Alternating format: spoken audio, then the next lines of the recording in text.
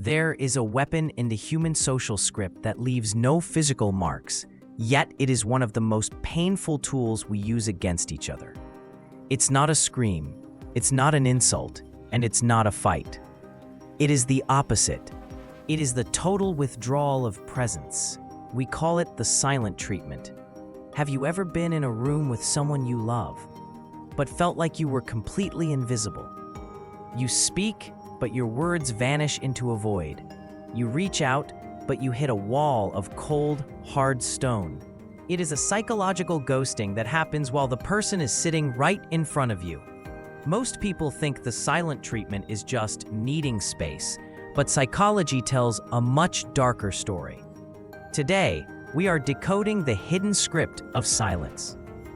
We are going to explore why it hurts like physical pain, the 3 types of people who use it, and how you can reclaim your power when the world... This is the psychology of the silent treatment. To understand why silence hurts, we have to look at our ancient ancestors. For the early humans, being ignored by the tribe was a death sentence. If the group stopped speaking to you, it meant you were being cast out. You were no longer protected. Because of this, our brains evolved to treat social rejection as a survival threat. When someone gives you the silent treatment today, your brain's alarm system, the anterior cingulate cortex, lights up. This is the exact same part of the brain that detects physical pain. When you say, "Their silence is hurting me," you aren't being dramatic. To your brain, that silence feels like a physical blow to the chest. But why do people do it? In the social script, silence is rarely about peace. It is about power. It is a way to control the narrative without saying a single word. When someone refuses to speak to you, they're forcing you to fill the silence with your own anxieties. They're making you the detective of your own guilt. You start wondering, what did I do? How can I fix this? Am I not worth a response?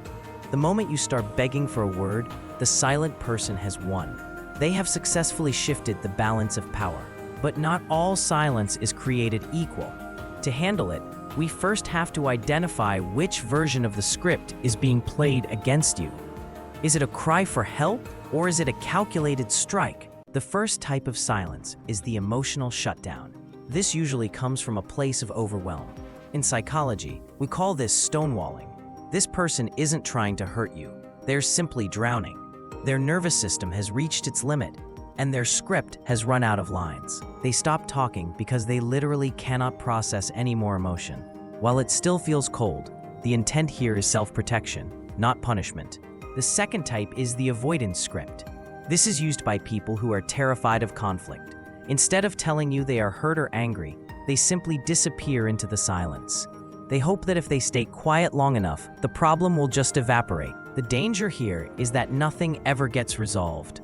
The silence becomes a rug that you keep sweeping your problems under, until one day you trip over them. But the third type is the one we must be most careful with, the punitive silence. This is silence used as a weapon. It is a calculated move designed to make you feel small, insecure, and desperate. This is the psychology truth that many don't want to hear. Punitive silence is a form of emotional manipulation.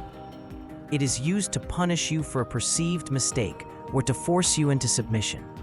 It is a way of saying, "You do not exist to me until you do what I want." When you are on the receiving end of this, the silence feels heavy. It feels like a thick fog that you can't breathe through. You might find yourself apologizing for things you didn't even do, just to hear the sound of their voice again. This is where the erosion of self-worth begins. You start to believe that your right to be heard is a privilege that someone else can take away. This creates what we call the chaser cycle. The more they withdraw, the more you pursue. You text more, you cry more, you try harder. But in this social script, the chaser always loses. Because by chasing, you are confirming to the other person that their silence is working.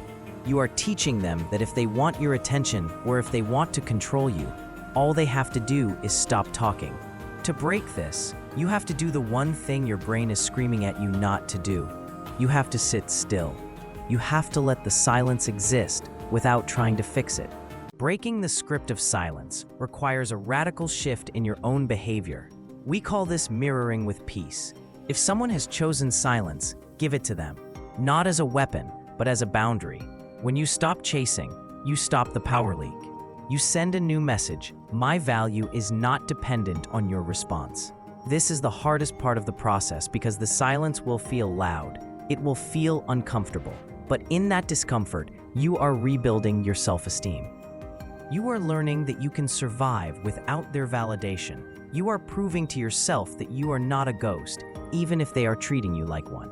Psychology tells us that the silent treatment only works if there is an audience. If you refuse to be the audience to their performance of silence, the weapon loses its edge. Start focusing on your own life.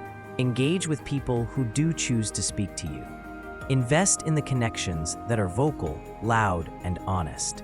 When the person using silence sees that you are no longer distressed, they are forced to change their script.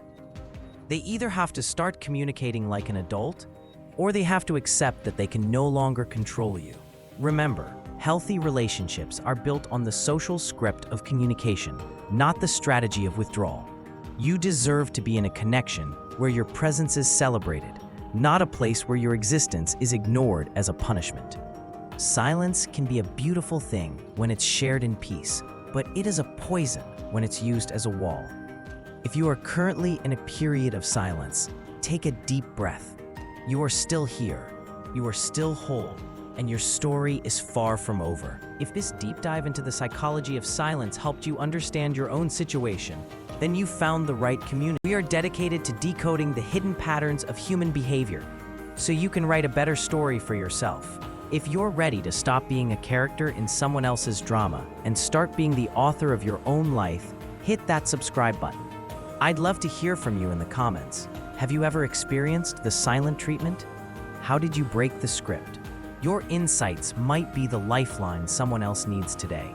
Don't forget to like and share this with someone who needs to find their voice again. Thank you for watching, and remember, never let someone's silence make you doubt your own worth. I'll see you in the next video.